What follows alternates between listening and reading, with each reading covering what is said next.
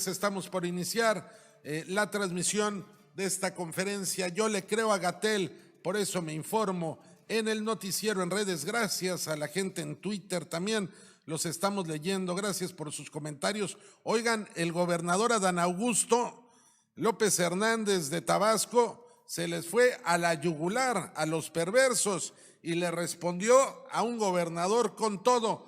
Inicia la conferencia y usted la puede escuchar y la puede ver en vivo a través de nuestra señal. Gracias a todos ustedes en vivo, el noticiero en redes. Arrancamos entonces con esta transmisión. Gracias a todos en vivo. Llega el doctor Hugo López-Gatell y usted lo puede ver a través de nuestra señal. Manita para arriba en señal de aprobación. Muy buena tarde. Muy buenas noches. Tengan todas y todos ustedes aquí y en casa. Son las 19:01 del domingo 25 de abril de 2020. Estamos en la Ciudad de México, en el Palacio Nacional de México, y vamos a iniciar la conferencia diaria sobre la situación de la pandemia de COVID, la enfermedad causada por el nuevo coronavirus SARS-CoV-2. Hoy nos vamos a centrar en dos elementos. Lo primero es presentar el informe técnico diario, y lo segundo, el doctor Ricardo Cortés Alcalá, director general de Promoción de la Salud, nos va a presentar el informe de movilidad en el espacio público que deriva de los distintos monitoreos que hacen algunas compañías privadas, pero que estamos integrando con la ayuda del Consejo Nacional de Ciencia y Tecnología y utilizando distintas metodologías analíticas que tienen algunas comunidades científicas de México. Este va a ser el informe que estaremos presentando regularmente, no necesariamente en forma diaria, pero este es el informe que consideramos más robusto en términos metodológicos. Existen otras metodologías que también se han comentado, pero este es el que es más consistente y que forma parte del trabajo que hacemos en forma colegiada con el CONACYT, a quien siempre le agradecemos como institución, y a su directora general, la doctora Álvarez Builla. Le pido al doctor José Luis Salomía, director de Epidemiología, si nos presenta el informe. Con su permiso. Buenas noches a todas y todos. Vamos a tener la presentación del panorama de hoy, como siempre, colocándonos también en el tiempo, cómo vamos y cómo se han llevado a cabo el autorresguardo domiciliario, ¿verdad? En donde se invitó primero a todas las personas que forman parte de algún grupo de riesgo. Se han estado mencionando estos grupos continuamente: personas que tienen más de 60 años de edad, personas que tienen comorbilidades como son la presencia de diabetes, de hipertensión, de obesidad, de enfermedad cardíaca, de algún tipo de inmunosupresión, ya sea producida o ya sea producto de alguna enfermedad, a quedarse resguardados en su domicilio durante todo el tiempo que dure la Jornada Nacional de Sana Distancia. Y esto precisamente tiene el objetivo principal de prevenir el contagio específicamente en estas personas, protegerlas porque son las que tienen el mayor riesgo de complicarse y en un momento determinado fallecer a causa de la enfermedad.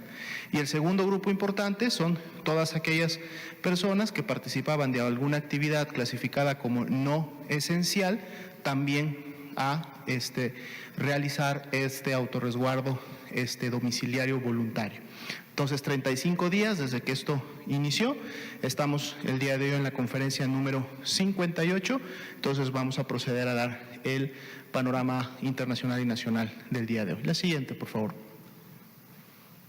Como ven, se va haciendo ya más evidente la diferencia entre la pandemia en las Américas y la pandemia en Europa. Hoy día ya es más marcada la diferencia. El 47% de los casos en los últimos 14 días están concentrados precisamente en la región de las Américas, y la pandemia a nivel global continúa contrayéndose. Ayer teníamos 41% los casos en los últimos 14 días, hoy son el 40%, un punto porcentual menos. Sin embargo, pues es la región de las Américas la que se mantiene precisamente activa, junto con todavía alguna buena parte de países de Europa que también están ya en una fase de descenso de sus curvas epidémicas correspondientes. La siguiente, por favor. Actualizamos las cifras para el día de hoy: 14.677 casos confirmados acumulados, es decir, desde que se identificó al primer caso en México. Sin embargo, 4.972 son solamente los casos que se han confirmado con inicio de síntomas en los últimos 14 días. Y esto representa una tercera parte solamente. De hecho, el 34% de todos estos 14.677 son los que representan realmente la epidemia activa en México. 7.612 sospechosos acumulados, que están en este caso pendientes de poder recibir un diagnóstico por laboratorio para poder conocer si son o no casos de COVID-19. 1.351 lamentables defunciones que también han ocurrido a consecuencia de la enfermedad. Más de 45.300 casos que han sido también negativizados, es decir, que sus resultados, su prueba de laboratorio fue negativa, por lo tanto su infección respiratoria aguda correspondía a algún otro virus de los que también circula normalmente en el país. Personas estudiadas, poco más de 67.600, las personas que han sido estudiadas precisamente para COVID-19. La siguiente, por favor. Aquí tenemos nuestro mapa que distribuye por entidad federativa la carga acumulada, es decir, los 14.677 casos, y podemos ver, bueno, en color rojo prácticamente, que es el que ya incorpora los casos que están arriba de los 500 para cada una de las entidades federativas, recordando que esto es carga de enfermedad, prácticamente en la región, en toda la región norte colindante con los Estados Unidos, incluido lógicamente Baja California, que es una de las entidades federativas que no solamente concentra una de las mayores cargas de enfermedad, sino también por tasa de incidencia acumulada, ahorita la vamos a ver, tiene estas características, y un poco todos los estados que están también colindantes con el Golfo de México, incluyendo los de la península. Lógicamente, los estados del centro, específicamente Ciudad de México y Estado de México, son los que han presentado la mayor carga. Y esto lo vemos precisamente en la siguiente diapositiva, en donde están ordenados por carga de enfermedad y en orden descendente, para que ustedes los puedan identificar con la numeralia total por cada una de las entidades. En la siguiente diapositiva nos enfocamos nuevamente solo en la carga reciente, o en la carga, digamos, de la epidemia activa en México, estos 4.972. Ahí ven que el mapa otra vez vuelve a colores verdes, o muchos estados en verde más claros.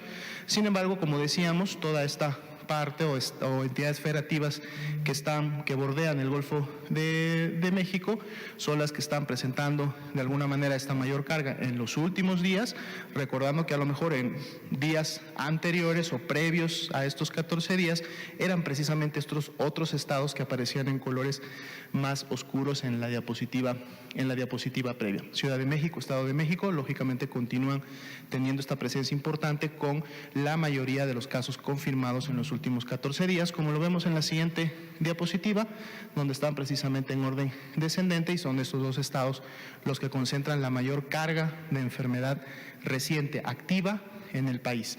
En la siguiente diapositiva, ahora sí nos vamos a las tasas de incidencia acumulada y también distribuidas geográficamente en cada una de las entidades federativas, recordando que los estados que tienen los colores más intensos son precisamente los que tienen las mayores tasas de incidencia, y por lo tanto, entonces estas tasas lógicamente representan una mayor transmisión y afectación poblacional que se está llevando a cabo, y vemos nuevamente los estados de la península, los estados de la región noroeste y los estados del centro, incluido Sinaloa en el norte, que tenemos este tipo de acciones. La siguiente, por favor.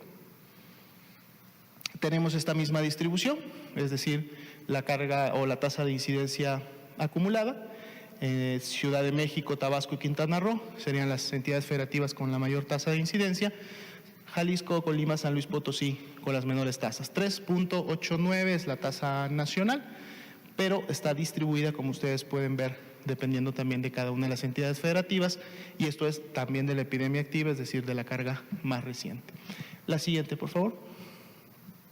Tenemos la distribución de las defunciones que han sucedido, 1.351, a las que también hemos agregado para la gráfica que está distribuida por fecha de defunción, es decir, el día en que ocurrió la lamentable defunción, las 86 defunciones que todavía se mantienen como sospechosas, están esperando un resultado. Ayer mencionábamos, y hoy se vuelve a refrendar, que veíamos una tendencia ascendente, francamente ascendente, hasta aproximadamente el 15 de abril. Del 15 de abril e incluidas las defunciones sospechosas, es decir, aquellas que están todavía por confirmarse, nos evidencian ya un poco una tendencia más estable en relación a cómo han estado ocurriendo estas defunciones. Eso es importante también irlo monitoreando, porque pues representa lógicamente uno de los desenlaces o los peores desenlaces que la epidemia en México nos puede dar.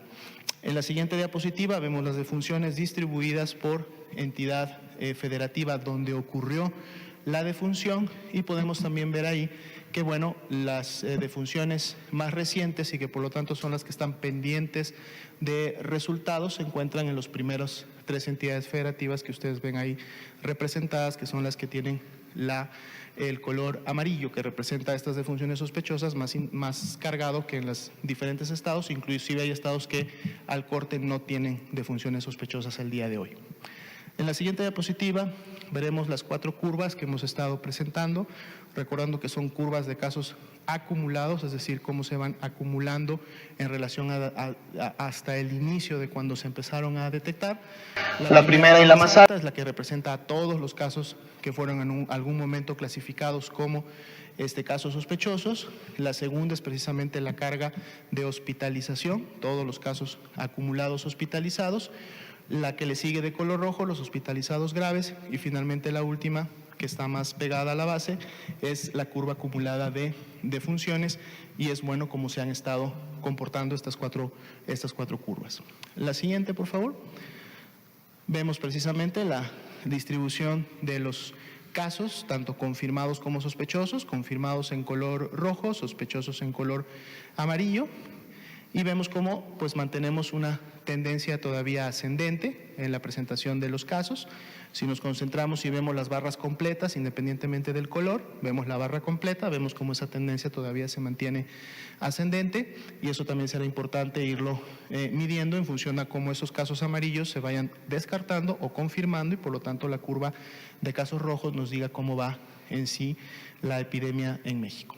En la siguiente diapositiva, por favor, vemos nuestra curva de casos confirmados acumulados. Ahí están los 14.677.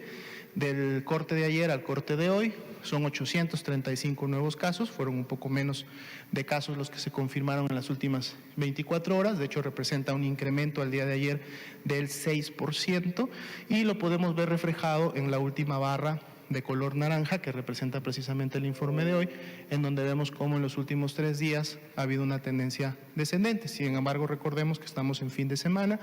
Eso en su momento también puede lógicamente afectar la carga o el nivel de la demanda de atención médica. Lunes, martes, miércoles, que es el inicio de la semana, podemos ver o constatar cómo estas tendencias se siguen realmente comportando y dar seguimiento a esta parte de la epidemia.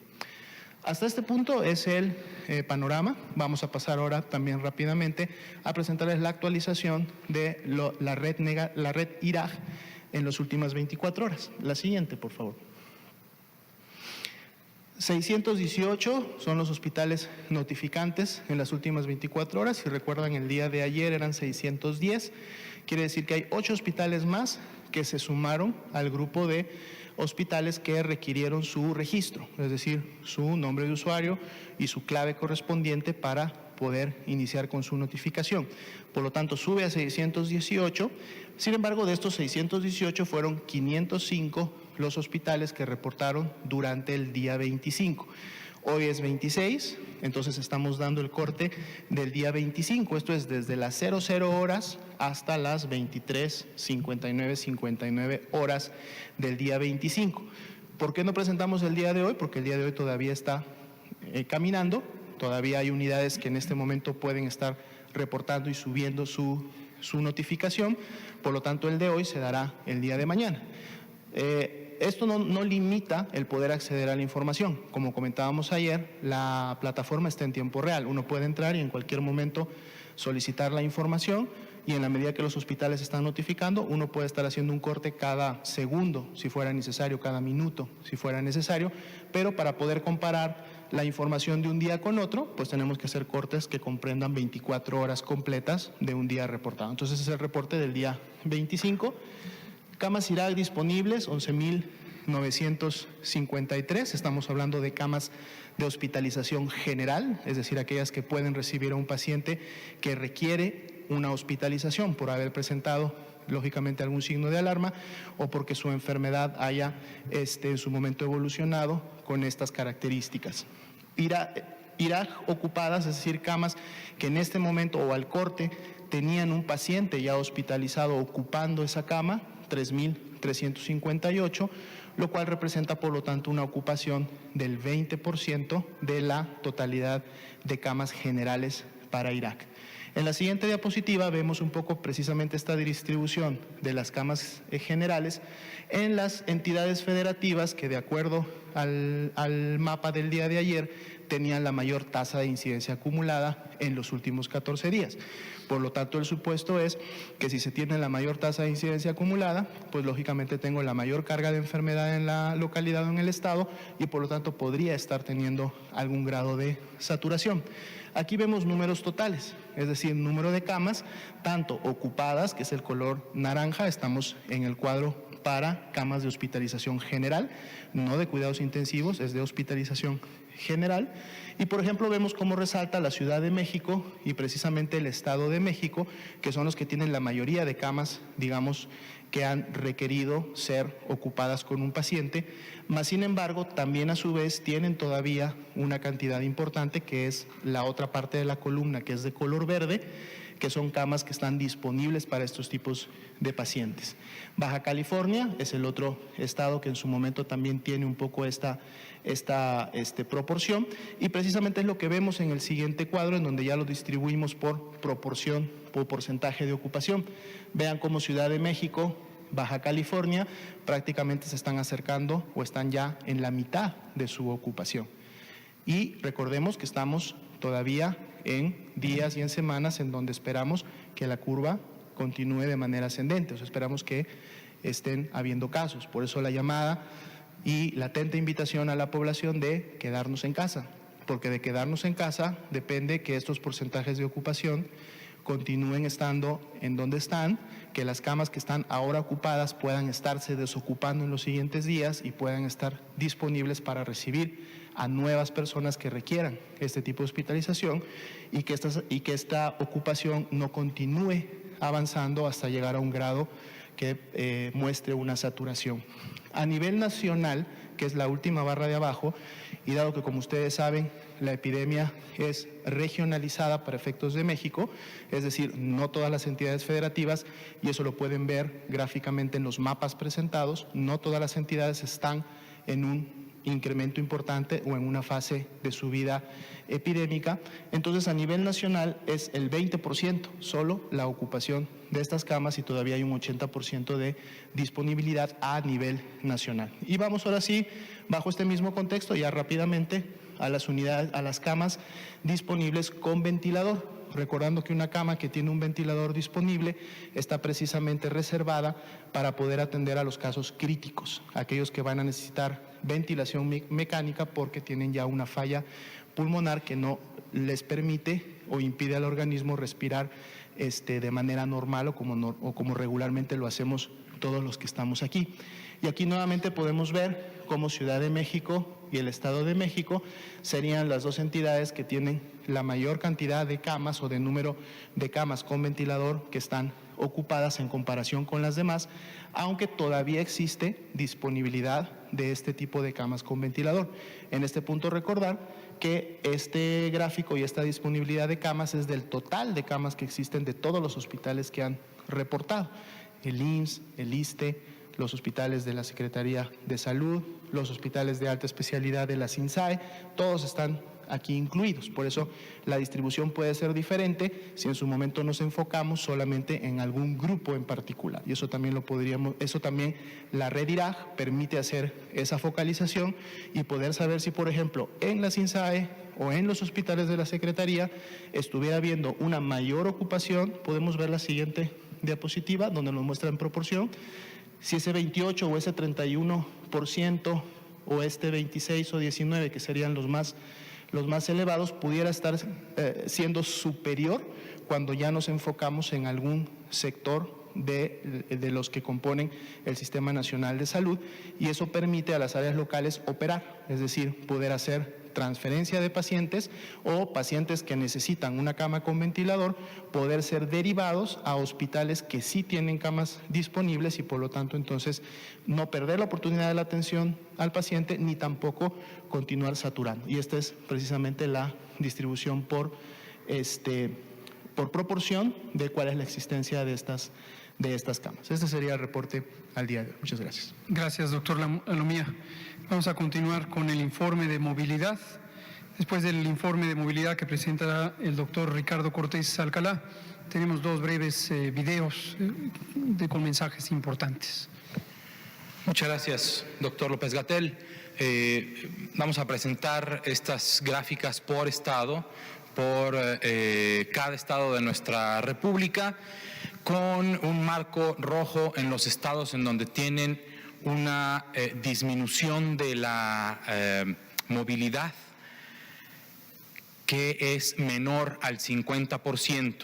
Eso quiere decir que los que no estén en rojo es porque al menos ya alcanzaron a disminuir su movilidad más del 50%. Aquí vemos Aguascalientes, son 4 diapositivas, los primeros 8 estados, y vemos 2 marcados en rojo, particularmente Baja California, que también, si lo asociamos a la presentación que acaba de hacer el doctor José Luis Alomía, que es uno de los estados con mayor carga de enfermedad y con una mayor carga en los últimos 14 días, pues esto puede ser un reflejo o un espejo de eso. Quédense en casa es la recomendación.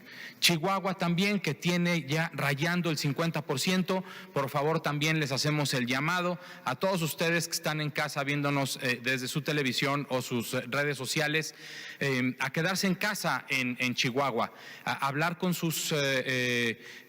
con las personas con las que trabajan, hacer este esfuerzo que sabemos que no es fácil, pero que esto es la única forma de disminuir y de aplanar la curva epidémica. El resto de los estados de esta diapositiva al menos tienen una disminución del 50%.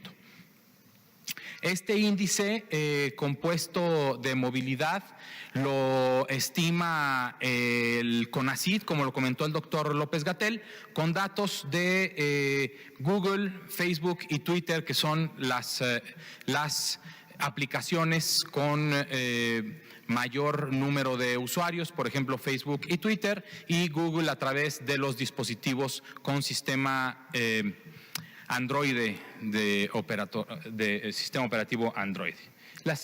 Esta Ciudad de México, los siguientes 8 estados, aquí señalamos a Durango, Hidalgo y Guerrero con una movilidad que no llega a disminuir a menos del 50%. El resto de los estados, como pueden ver, Ciudad de México menos 57%, Guanajuato similar con un menos 55%, y así Jalisco también con una movilidad disminuida del 62%. La siguiente, por favor. En este caso estamos, por favor, pidiéndole a la gente de Morelos, Querétaro y San Luis Potosí que disminuyan, dejen de salir de casa, que se queden en casa para que esta movilidad disminuya todavía más y las curvas locales en sus estados sean más planas, y así el Sistema Nacional de Salud en sus ámbitos público, social o privado tengamos la capacidad de atender a todas aquellas personas que vayan a enfermar y a requerir de algún servicio de salud. La siguiente, por favor. De estos 8 últimos estados, solamente Sinaloa, Sonora y Yucatán tienen una movilidad disminuida de más del 50%. Tabasco, Tamaulipas, Tlaxcala, Veracruz y Zacatecas, por favor, quédense en casa. La siguiente, por favor, y si no me equivoco es la última. Hacemos un llamado muy específico a la gente de Zacatecas y a la gente de Hidalgo, que de acuerdo a estos números, en Zacatecas apenas se ha disminuido el 16% la movilidad, de acuerdo a este indicador. ¿Sí? Y lo mismo al estado de Hidalgo, que en últimas semanas tiene una disminución de tan solo el 29%. Muchas gracias. Gracias, doctor Ricardo Cortés. Un par de palabras sobre este monitoreo de la movilidad en el espacio público. Este es un monitoreo sumamente importante porque, como hemos explicado en varias ocasiones, las medidas de seguridad sanitaria que se establecieron por parte de la Autoridad Sanitaria Nacional dependen de este mecanismo, de no salir hacia el espacio público, y esto tiene los tres componentes que todos y todas conocen, que son la interrupción temporal de las actividades laborales no esenciales, que son la gran mayoría. Segundo, la interrupción temporal de la actividad escolar, que fue la primera medida que entró en vigor desde el 23 de marzo. Y tercero, la interrupción de la movilidad recreativa. Recreativa es un término amplio que incluye el concurrir a plazas públicas, el acudir a cualquier actividad que no sea laboral o escolar. Como hemos comentado también, las acciones administrativas específicas con las que se puede lograr esa reducción de la movilidad están en manos de los gobiernos estatales, porque en el tramo de su responsabilidad como autoridades sanitarias, también ellos tienen la capacidad de hacer disposiciones o establecer disposiciones para la interrupción efectiva de este tipo de aspectos. Y hay un último tramo que también, en el que también participan las autoridades municipales, que es en el último aspecto, el de movilidad en el espacio público. Y aquí quiero hacer un señalamiento, aprovechando este comentario, sobre la importancia de monitorearlo. Nos preocupa mucho que en algunos municipios se está utilizando a la fuerza pública como un mecanismo de coerción directa hacia los ciudadanos y ciudadanas. Hemos dicho que desde un punto de vista técnico de la salud pública, esta no es la forma preferente con la que podemos reducir la movilidad pública, por muchas razones, pero destaco dos. Una, porque la medida o las disposiciones de seguridad sanitaria fueron cuidadosamente diseñadas para que el sujeto de la intervención no fueran las personas, específicamente conscientes de que en México la mitad de la población vive al día y de que esto representa una importante motivación absolutamente legítima para desear concurrir al espacio público, decidimos desde el inicio no utilizar los mecanismos que utilizaron otros países, por ejemplo, en Europa Occidental, en donde centraron sus instrucciones hacia la ciudadanía. La realidad social y económica de México es muy distinta a la de Europa Occidental porque tenemos enormes desigualdades socioeconómicas. Y aquí encontramos la oportunidad de que con las tres más grandes conglomerados de actividades sociales, trabajo, escuela y recreación, podíamos tener un impacto masivo con la reducción de más de 67 millones de personas que no concurrirían en el espacio público. Entonces, volvemos a aclararlo, la intervención está dirigida a los elementos estructurales que hacen que las personas se muevan. Trabajar, ir a la escuela o llevar a los hijos a la escuela, o tener actividades recreativas. Y el sujeto de la acción es los trabajos, las escuelas y los espacios recreativos, no las personas, porque esto es una intervención que es más útil cuando se dirige a estos determinantes estructurales que cuando se intenta dirigir a las personas. Pero segundo, y aquí está la expresión de mayor preocupación, es que cuando las intervenciones se pretenden dirigir a las personas y empieza a escalar una intención coercitiva, llega la intención de utilizar a la fuerza pública. Y al usar a la fuerza pública, no solamente se cometen acciones que pueden hacer menos efectiva la intervención, por ejemplo, tratar de confinar forzadamente a una persona que estuviera infectada, lo único que resultaría es un incremento del riesgo de contagios. Primera, para los funcionarios que participan en la fuerza pública, por ejemplo, los miembros de una policía municipal, si se les dan órdenes para que hagan una limitación de movilidad, un arresto de una persona que fuera contagiante, lo que se está haciendo es incrementando el riesgo de esos policías municipales. Si además si hubiera una disposición en donde se arresta a la persona y se le dispone en una zona de reclusión, pues aún más se incrementa el riesgo. Entonces vean ustedes cómo la salud pública no es cualquier cosa. La salud pública es científica, la salud pública se planea, se diseña con base en evidencia. No se puede improvisar utilizando los mecanismos que pueden ser útiles para otro tipo de cosas. Y no perder de vista que no existe en modo alguno un estado de excepción en México. No existe. En ningún momento se ha dispuesto la suspensión de las garantías constitucionales. De manera explícita, en el acuerdo de la Secretaría de Salud, publicado el 31 de marzo, que dispone estas medidas de seguridad sanitaria, explícitamente se habla de que todas las medidas deben ser con un pleno respeto de los derechos humanos y desde luego las garantías constitucionales. Entonces no existe una justificación legal para este tipo de medidas. Cierro diciendo lo del monitoreo.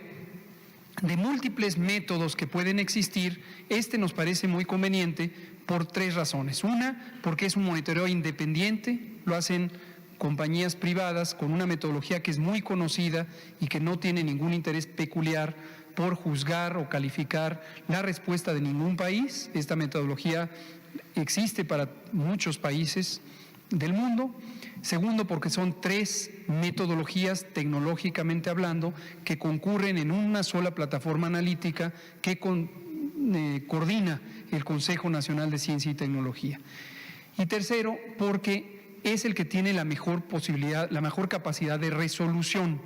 Otras metodologías utilizan un mecanismo de monitoreo a través de las antenas de teléfonos celulares. Estas antenas están distribuidas en el país y lo que hacen es que monitorean cada teléfono cómo se conecta a una antena y pertenece a un espacio de cobertura de una antena. Cuando se cambia de espacio de cobertura, se conecta a otra antena y esa es la medida de movilidad. Pero esto tiene una resolución menos precisa. En cambio, esta metodología conjunta tiene una resolución mucho más precisa porque se basa en la geolocalización de los aparatos telefónicos y utiliza las plataformas tecnológicas más usadas en México. Vamos a pasar ahora a dos videos. El primero es una buena noticia que me pasaron hace ratito en tiempo real, por eso vino el compañero, muchas gracias, a avisarme. Verán ustedes, la buena noticia es, está llegando, o ya habrá aterrizado, el más reciente avión, me parece que este es el sexto, con los insumos para la salud que vienen de China.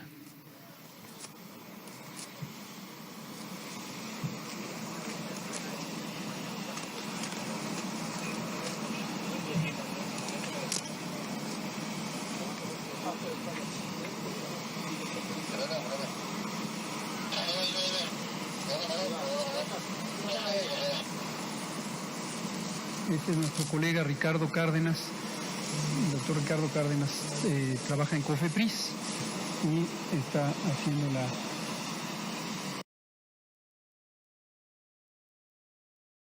el reconocimiento y presentación pública de los insumos que se están recibiendo en este momento. Este tipo de insumo en concreto, las mascarillas o caretas transparentes, ya lo habíamos recibido, hemos recibido muchos embarques de esto, al igual que los cubrebocas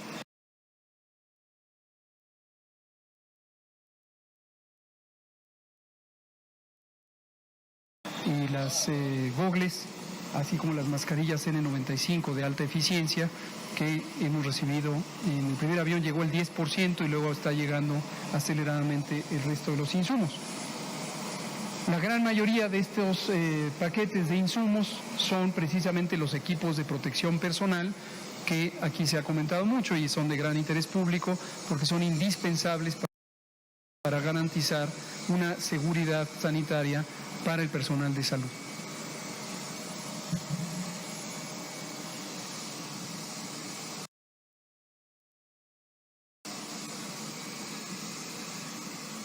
¿Esto es cámara en tiempo real o es video? Es tiempo real, no es un video, es ahorita, en este momento están ahí en el aeropuerto. Gracias por la efectividad de esa comunicación. Ahora tenemos otro mensaje que nos hace muy amablemente nuestra querida jefa Fabiana, la jefa de la División de Enfermería del Instituto Mexicano del Seguro Social, y es un mensaje de apoyo y aliento al personal de salud. Vamos a verlo. ¿Qué me motiva? Me motiva el amor a la vida, me motiva el amor a mi prójimo.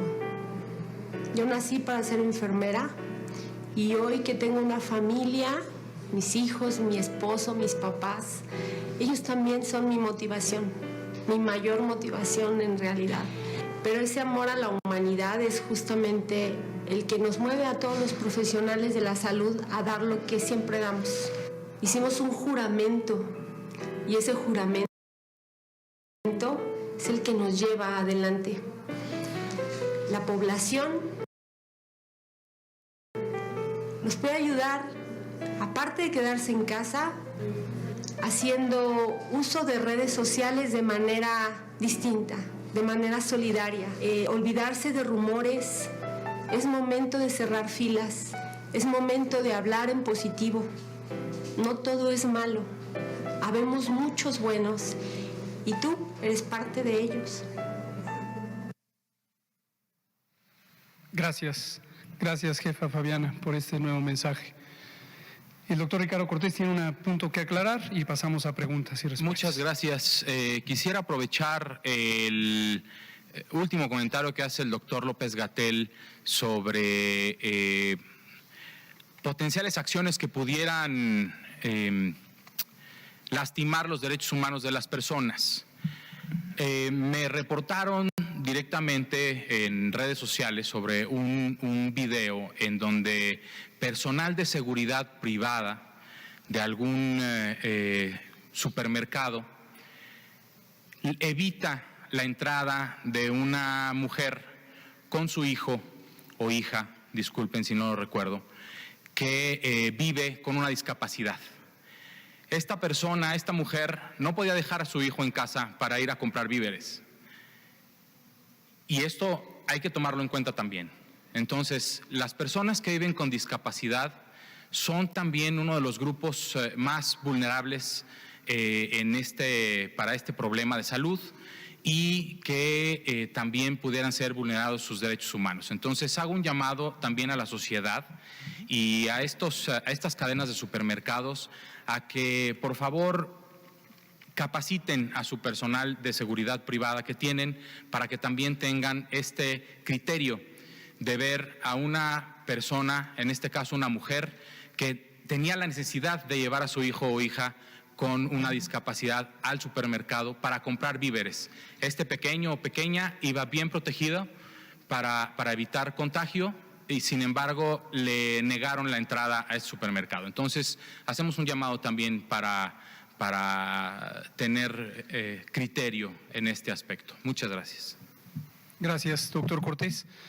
Vamos a empezar con las preguntas. Vamos a darle a usted y a usted que había quedado pendiente. Ya no tengo sonido. Adelante. Muy buenas noches, muchas gracias, doctor. Ricardo Puentes de Pulso Saludable. Derivado de las recientes agresiones que ha sufrido el personal de salud de nuestro país, una empresa cervecera anunció este fin de semana un movimiento para reconocer a estos héroes mexicanos, que consiste en aplaudir todos los días a las 8 de la noche como ocurre en otros países.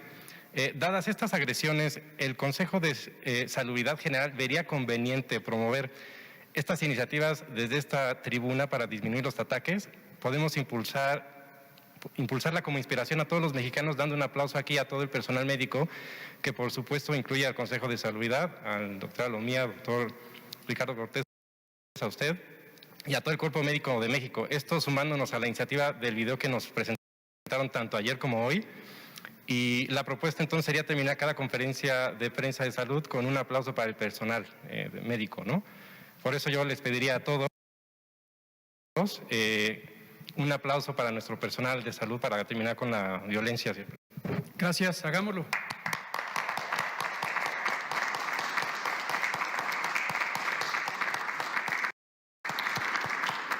Muchas gracias. Gracias. Y una pregunta para el doctor Cortés. ¿Nos podría mencionar cuál es la fecha límite de entrega de videos con preguntas para el doctor Gatell, para lo del Día del Niño? Por favor. Gracias. Con muchísimo gusto. La plataforma se cierra en 20 minutos para enviar los videos de todas las niñas, niños y adolescentes que quieran preguntarle algo al doctor Gatell. Ahorita, ¿por qué lo cerramos hoy a las 8 de la noche? Porque entonces empieza a las 8 de la noche para elegir a los mejores. Nos han llegado más de 3,300 videos y dibujos y preguntas. Entonces tenemos ahora lunes, martes y miércoles para escogerlos a los mejores y poder hacer la intervención bien hecha. Muchísimas gracias. Gracias. Sí, efectivamente, sobre esto, como esto va a ser el 30, queremos también tener la posibilidad de responder apropiadamente. Valoramos mucho las inquietudes de los niñas y niños. He tenido ya la oportunidad de ver algunas de las inquietudes. Son impresionantes la claridad que tienen todas estas niñas y niños. Y en ese sentido, mejores, lo que quiere decir es los que consideramos que pueden ilustrar más ampliamente inquietudes generales. Todos son muy valiosos, todas las propuestas que se han hecho.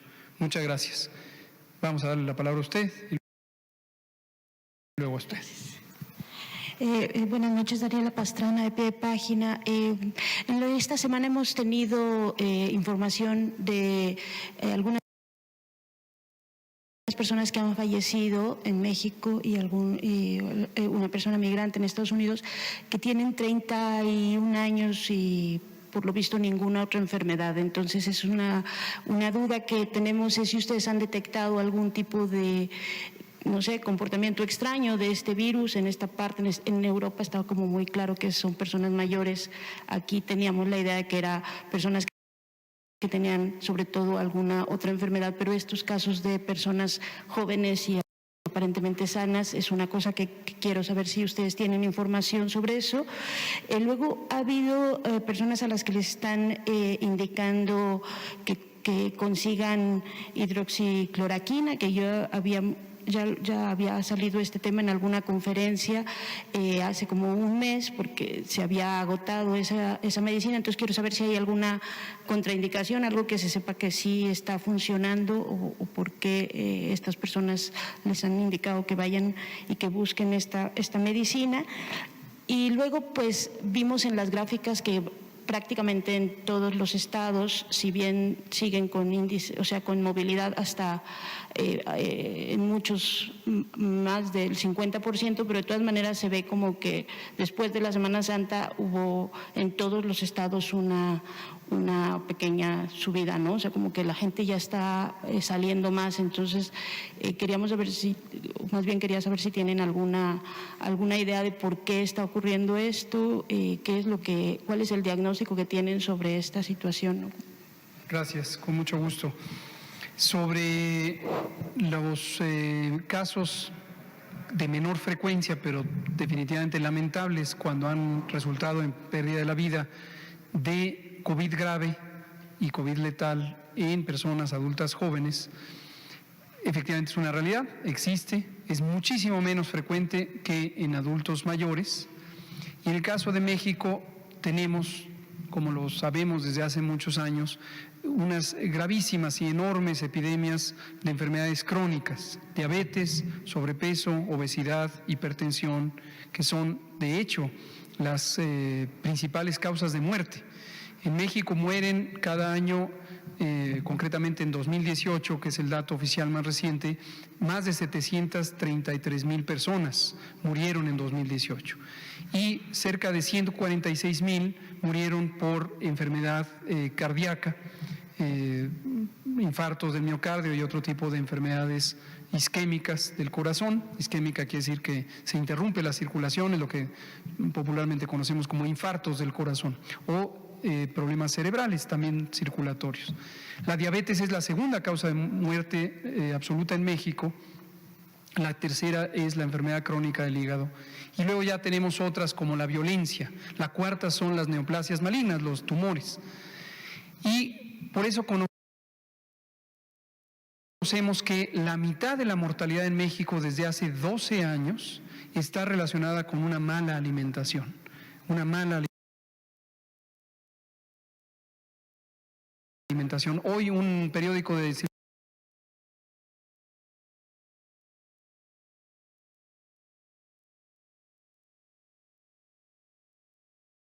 circulación nacional me llamó la atención porque un poco por primera vez ponía en su titular que otros problemas de salud superan al COVID.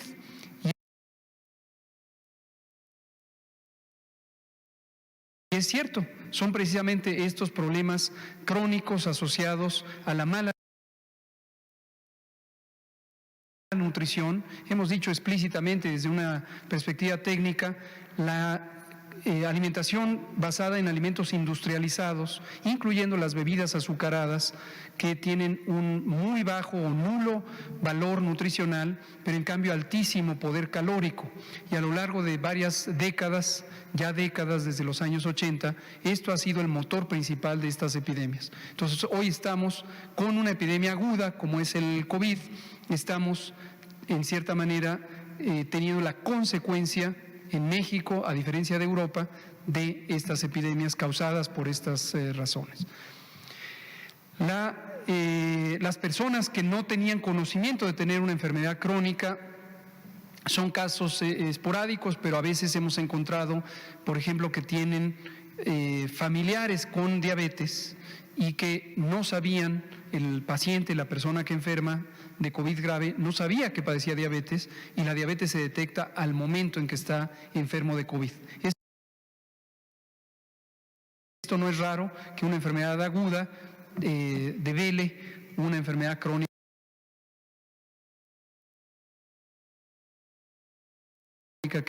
para la que no se tenía conocimiento. Sobre hidroxicloroquina y cualquier otro medicamento que se pudiera utilizar, reiteramos, hoy es domingo 26 de abril de 2020, hasta este momento no existe tratamiento alguno específico para COVID, específico para tratar al virus o combatir al virus, que haya sido autorizado ni en México ni en el mundo como un tratamiento regular. Hay algunos medicamentos que pudieran ser de utilidad, que están en procesos de investigación. La propia Organización Mundial de la Salud tiene un ensayo clínico, un estudio clínico de varios países que se llama el estudio Solidaridad, Solidarity Trial. México está participando en esta iniciativa y el propósito es investigar si algunos de estos medicamentos, incluyendo la hidroxicloroquina o la cloroquina, pudieran ser de utilidad. Pero en este momento no hay ningún conocimiento científico que respalde el uso sistemático de estos medicamentos. Y sobre la movilidad, le pido al doctor Cortés si nos comenta. Muchas gracias, doctor. Sobre movilidad, la verdad es que sí se nota en todos los estados un incremento en la movilidad. Ya habíamos también presentado un índice compuesto nacional que de los últimos 14 días había disminuido un 57% la movilidad nacional, el problema, y se veía un incremento, y el problema de presentarlo nacional, y por eso el doctor López-Gatell me instruye a que lo presentemos estado por estado, es que es un promedio, y ese promedio de estados como Jalisco, por ejemplo, que se ve casi 70% todavía de disminución de la movilidad, se ve mermado por el 20 y tantos por ciento o 16% de otros estados, y por eso la necesidad de verlo estado por estado. Yo creo que esto se debe a que ha pasado este lapso de vacaciones de Semana Santa, que ya tenemos un mes con la Jornada Nacional de Sana Distancia y que probablemente algunos empleadores quisieran empezar a ver cómo retomar digamos, el curso de su negocio. Los invitamos a continuar con la Jornada Nacional de Sana Distancia, a quedarse en casa y a disminuir todavía la movilidad, si tienen que hacer algunos ajustes en sus empresas para que regresen a trabajar desde casa los empleados que así lo puedan hacer, y tener esta Jornada Nacional de Sana Distancia con mucho éxito y con una mitigación en la curva epidémica. Ahora un comentario también sobre esto. Lo decimos frecuentemente, lo dije yo mismo ayer, entendemos y nos solidarizamos con la situación difícil que vive la sociedad mexicana. Todos y cada una de las personas que estamos en esta sociedad estamos afectados por estas medidas. Estas medidas afectan, por ejemplo, la posibilidad de tener el ingreso diario. Y lo hemos dicho, sabemos desde hace muchísimos años que una proporción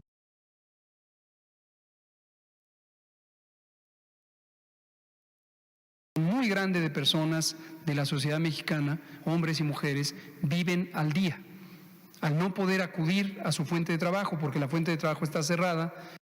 También, excepto quienes tienen un salario fijo, tienen una situación difícil, porque además tienen poco ahorro, y entonces ya se consumieron los ahorros, ya pidieron prestados a los familiares y están viviendo una situación difícil.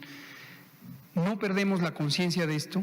No quisiéramos que estén experimentando nadie de todos los que lo están experimentando esta situación. No quisiéramos, no es deseable. Pero del otro lado está la epidemia. Y la epidemia, desafortunadamente, no se puede controlar de un día para otro. Así ha sido en todo el mundo, y lo que estamos buscando es pasar la epidemia de la mejor manera, reduciendo los contactos para reducir la cantidad de personas que pudieran llegar al hospital necesitando una atención para garantizar que la tengan. Todos los días, todos los días, analizamos cuidadosamente las estadísticas de salud y varias de las otras estadísticas, como las de movilidad. Periódicamente también tenemos la información económica que proviene de la Secretaría de Economía o de la Secretaría de Hacienda, que nos permite ver no solamente los números y lo que tiene de impacto en la generación de riqueza en México. Para nosotros los números representan personas de carne y hueso, personas que tienen vidas, que tienen familias o no las tienen, pero tienen necesidades. Y en todo momento estamos conscientes y, como le hemos dicho, estas medidas las aplicamos solamente cuando fueron indispensables y las quitaremos lo más pronto que sea posible para que el balance entre proteger la salud y la vida y proteger el bienestar sea el más apropiado posible, todos los días. Y agradezco mucho a todos quienes sufren esta adversidad, pero están conscientes de la importancia de las medidas y ejercen todos los días las medidas de sana distancia quedándose en casa. Nos quedan 5 minutos, vamos a la última pregunta ya con la compañera. Buenas noches, Fernando Mendoza de Glucosa Atómica. Doctor, quería comentarle que nos contactaron doctores del Hospital General de México para denunciar sobre la calidad del equipo de protección que recibieron. No sé si sea posible que le pueda entregar su petición al final para que sea de su conocimiento y ustedes también vean cómo apoyarlos. Y una pregunta para el doctor Alomía. Se ha publicado información de que la vacuna BCG contribuye a la inmunidad. ¿Podría darnos su opinión al respecto y qué otros factores podrían contribuir? Y por último, hacerle una petición, si en algún momento en este espacio pudiera explicarnos un poco sobre la fisiopatología del virus. Gracias. Claro que sí, con mucho gusto. De la documentación hasta el momento evidenciada, y esto lo puedo comentar no solo en lo personal, sino del grupo multisectorial que compone el Comando de Operación de Emergencias de Salud Pública, donde nos reunimos todos los componentes de acción: vigilancia epidemiológica, laboratorio, atención médica, promoción de la salud, equipos especiales de emergencias, áreas administrativas, etcétera, todos los que en su momento estamos trabajando día con día para llevar a cabo la respuesta en el componente de salud, y donde nos integramos todos. Se hace también este tipo de revisiones, de presentaciones.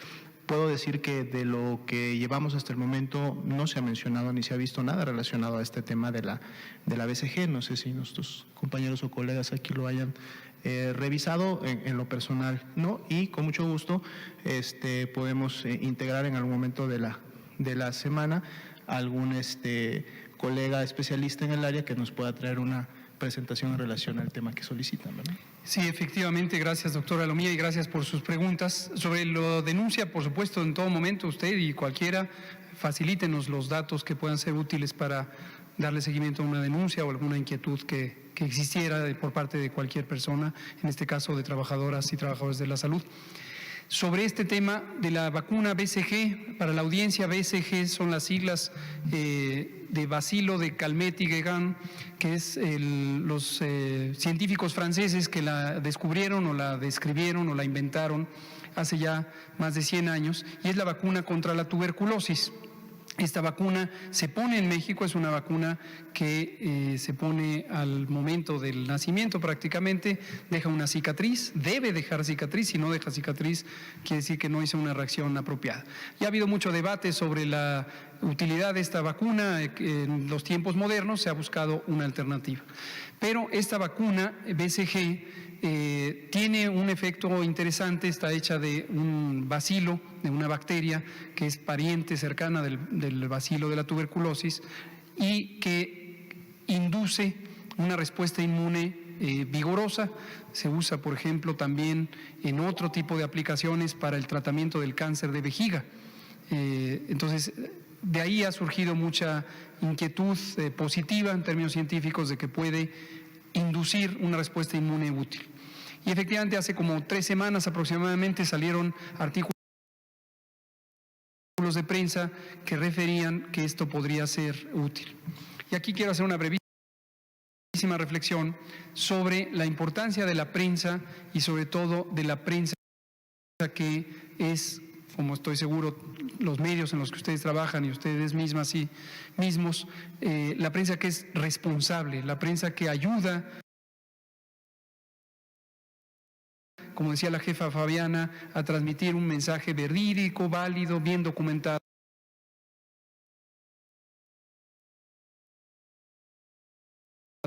Porque eso ayuda a ir construyendo el conocimiento de la sociedad con unas bases sólidas. Cuando esto no ocurre, empiezan a propagarse ideas que no están fundamentadas en evidencia clara o en ciencia cuando esta es necesaria, y empiezan a confundir. Hoy día, por ejemplo, en comparación con la pandemia de influenza 2009, a 11 años, en ese tiempo no había redes sociales. Existía el internet, por supuesto, pero no había redes sociales o no eran tan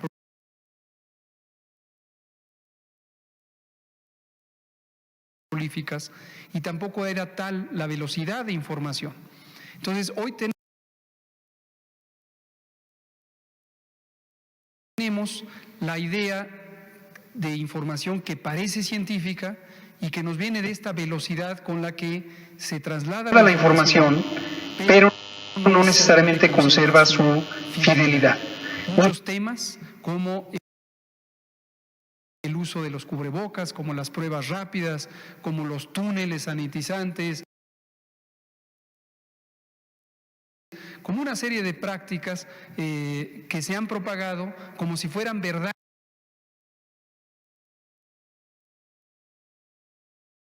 científicas sólidas, en lo propio de la hidroxicloroquina y la cloroquina.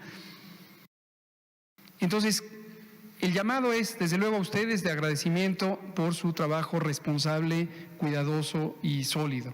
Y a la sociedad en general, de tener un filtro, no de censura, pero sí de una segunda reflexión para contrastar fuentes. Y si no hay claridad de cuál es la fuente de información primaria, de dónde viene esto, pues realmente tener cuidado, porque así se hacen las oleadas de desinformación.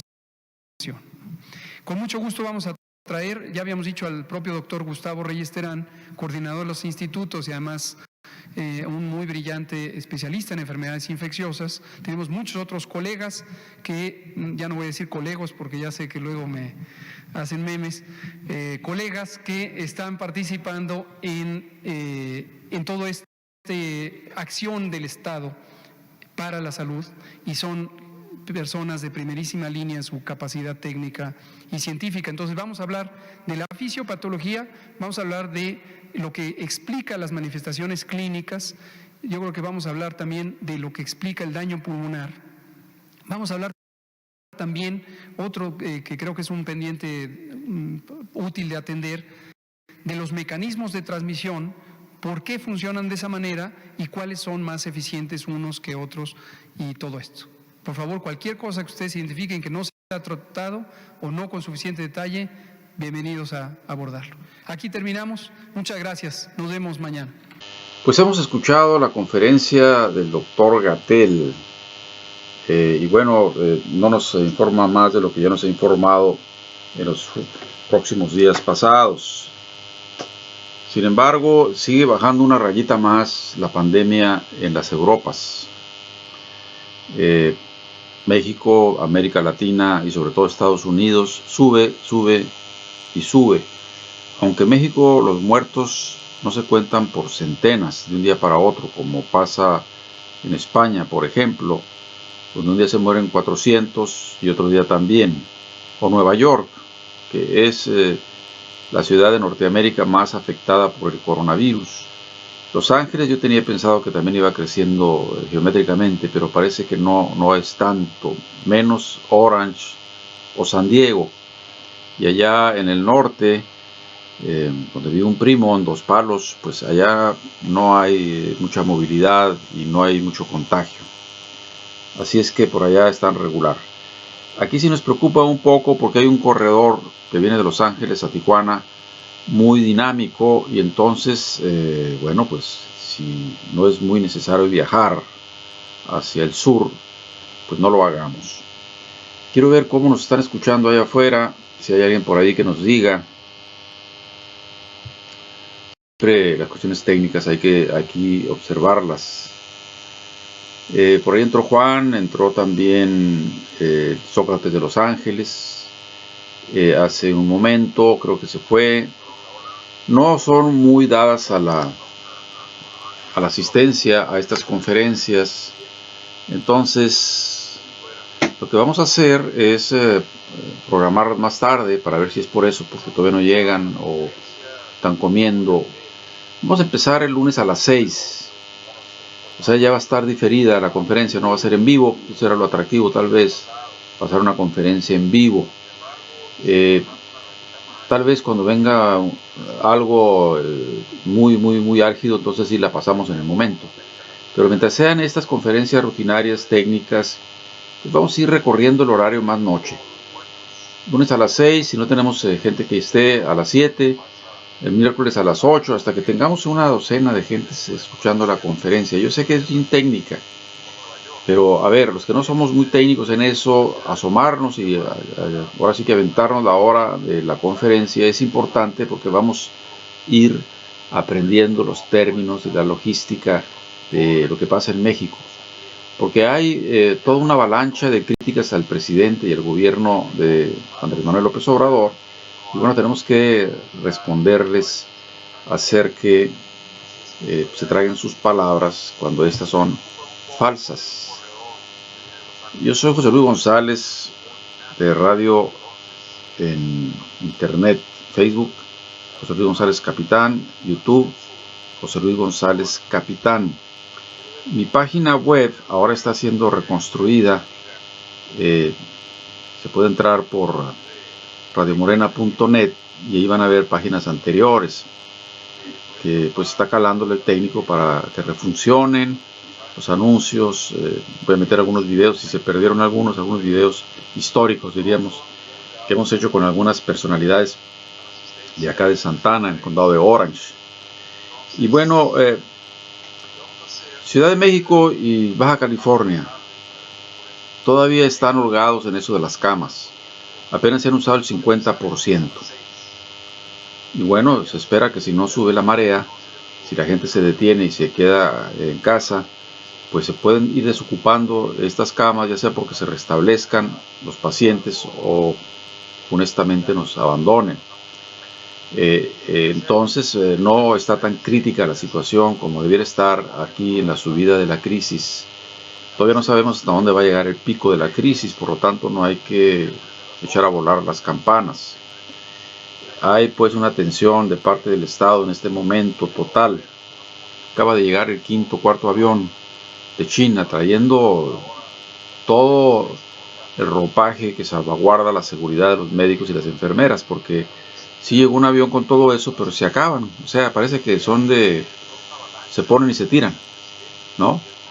Son de hule, los tapabocas me imagino que también. Y entonces pues no se van a estar lavando ahí. Es decir, es una emergencia y por lo tanto requiere reponer los materiales para poder cuidar a la gente de salud, que por cierto está siendo agredida todavía, no en cantidades industriales, pero sí hay algunos papanatas, ¿no?, que no saben diferenciar la magnesia de la gimnasia.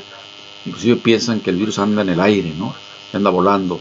No, el virus no anda volando. El virus se contacta o se contagia por cercanía con la gente, pero una cercanía de 1 metro, ni siquiera de 5 metros. Si estás a 5 metros de alguien que está infectado, no te va a pasar nada, a no ser que haga un estornudo homérico y que haya un viento infernal que te lleve el virus a las narices. Bueno, en fin, aquí llegan los compañeros que cortan el césped con sus tapabocas. Cuando anda uno de aquel lado de la casa y otro de este, entonces, pues, ¿cuándo se van a contagiar? ¿Para qué usan los tapabocas entonces? Bueno, pero cada quien, no se les va a decir, oye, quítate el tapabocas, no es para tanto, porque luego si les pega el virus, decir, ¿te acuerdas que me dijiste? Bien, ¿cuántos muertos van en México? De ayer a hoy, 40 y tantos muertos, más 1,351 fallecidos en México, que también subrayamos. Hay muchos más en otras partes del mundo, muchísimos más. Bien, en Chihuahua y en Baja California hay una desmovilización de un 50%, todavía les falta. Hay que desmovilizarse totalmente. También aquí agregamos lo que siempre agregamos cuando damos nuestras reflexiones del capitán aquí, que, a ver, aquí la circunstancia es bien crítica para aquellos que viven al día. O se quedan a morir de hambre en su casa, o salen a vender sus chicharrones, o a hacer el calzado, o a hacer XZ. Así de brutal es el asunto, ¿sí? Entonces, no se puede a alguien encarcelar en su propia casa, pues, cuando no se tienen los viáticos para que sobreviva. Eso no está pasando, por ejemplo, en Venezuela, donde sí se tienen los viáticos para que la gente ni siquiera salga a comprar a su casa. A su casa le llevan las cajas de comida, ¿sí? Y no lo vienen haciendo ahora con esto del coronavirus, lo vienen haciendo desde hace 2, 3 lustros atrás, cuando se ha cerrado el círculo, cuando se ha tratado de estrangular a ese pueblo heroico de Venezuela. Y en Cuba también, pocos los fallecidos, 35 creo. Venezuela no sube más de 11. Por eso mismo, porque están protegidos por el Estado, no desde ayer, desde hace años, décadas en Cuba. En fin, eso lo repito, y van a decir, oye, eso ya lo repetiste la vez pasada. Bueno, pues, lo repito porque es ahora sí que una monedita que hay que presumir cuando vemos que los pueblos se los está tragando Saturno, ¿no? El neoliberalismo se tragó a sus propios hijos en la mitología griega. Pues acá está pasando lo mismo. El capitalismo desastre, anárquico, le importa un cacahuate la vida de los obreros y de las mujeres abandonadas y de los niños sin padre ni madre, les importa un carajo. Ya escuchábamos la definición de carajo de nuestro presidente cuando se le salió también esta palabra, que dice, esta no es una mala palabra. Y la verdad es que no hay ni buenas ni malas palabras, ¿no? Todo depende de la intención del hablante. Pero el carajo, ahora que vi ayer la película de Krakatoa al este de Java, que es el estallido de un volcán, y unos marinos que andan buscando unas perlas, pues uno que en el alcoholismo tremendis, o como se le llama eso, trató de abusar de una isleña ahí dentro del barco, y bueno, lo castigaron mandándolo al carajo.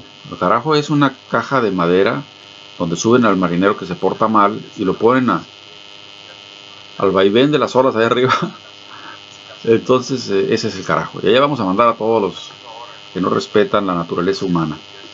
Bien, pues fue una reunión como casi todas. No hay ninguna señal de alarma extrema.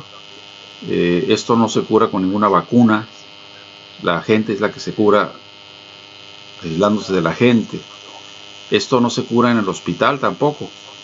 En el hospital pueden alcanzar los ventiladores para el mayor número de gente que las ocupe mientras no se pronuncie la curva. Pero, pues, ¿qué es lo que hacen? Darle aire a los pulmones. Pero ahí está el virus creciendo, empollando a otros virus, hinchándose, ¿no? ¿Cómo lo matan? Bueno, el tarúpido del señor Trump habla de que les den jabón para que se traguen el jabón y que al cabo el jabón mata a los virus. Ya lo ven cuando se lava uno las manos. Bueno, de esa tartamudez mental tenemos en algunos líderes de Occidente, ¿no?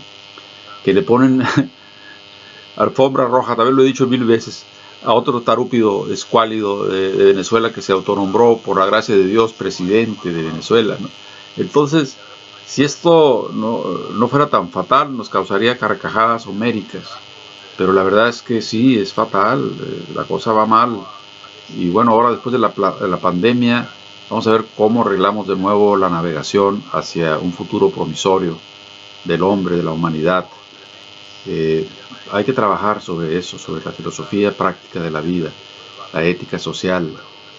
Hay que no solamente escribir y hablar de esto, sino llevarlo a la plaza, ir con la gente que necesita de esta ayuda de la inteligencia. La gente es inteligente, pero a veces no cacha bien por dónde viene la bola y la pierde, ¿no? Bueno, vamos dejándolo aquí. Recuerden, hoy es domingo. ¿Qué programa tenemos próximo? En lo tradicional de la radio. Espero que ya esté la página de la web. Ahí acumulamos ahí algunas experiencias de radio. Si no, por Facebook o por YouTube, en José Luis González Capitán. Tenemos el miércoles, pues, el programa Archipiélago Morena, charlando con los militantes de Morena, que se dejen, ¿no? que respondan al llamado. Hay que llamarles antes, porque si lo agarramos cocinando, bañándose o limpiando el césped, pues no nos van a atender. Hay que llamarles antes y decirles, a ver, fulanito de tal comité, figúrate que hay la propuesta de reinscribirnos a Morena, aunque ya lo hemos hecho 3, 4 o 5 veces, ¿no? Que hay que reinscribirse de nuevo. Tú avalas de nuevo tu militancia en el partido, juras ser leal al partido, no mentir, no robar. Y si ellos acceden, bueno, pues vamos a mandarle esa lista a la señora representante de los mexicanos en el exterior, Marta García Alvarado. Y bueno, los que podamos iremos en el presunto Congreso, porque todavía también se sospecha que el Congreso no se puede dar.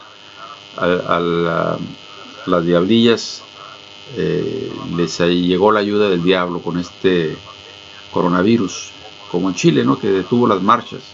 porque ahora sí pueden apalear conforme a derecho los señores que tienen el sartén por el mango en aquel país austral, ¿no? Antes era un pecado, ¿cómo? Estás atropellando a la gente que va pacíficamente a manifestarse. Ahora a la pacífica y a la no les dan de palos porque hay que salvaguardar la salud, ¿no? No tienen madre estos H's de P con minúscula. Bueno, me retiro porque ya me estoy calentando. Me retiro. Saludo Apache de lejos. Saludo Hindú. Saludo del capitán. Saludo de Andrés Manuel. Estamos pues retirándonos. Aquí les voy a dejar un momento más la estadística del coronavirus hasta el día de hoy. Nos vemos, que estén bien. Cuídense mucho. Un minuto con esto y luego le ponemos otro minuto a la despedida y ya no nos vemos hasta el miércoles. A lo mejor se me ocurre algo el lunes o el martes.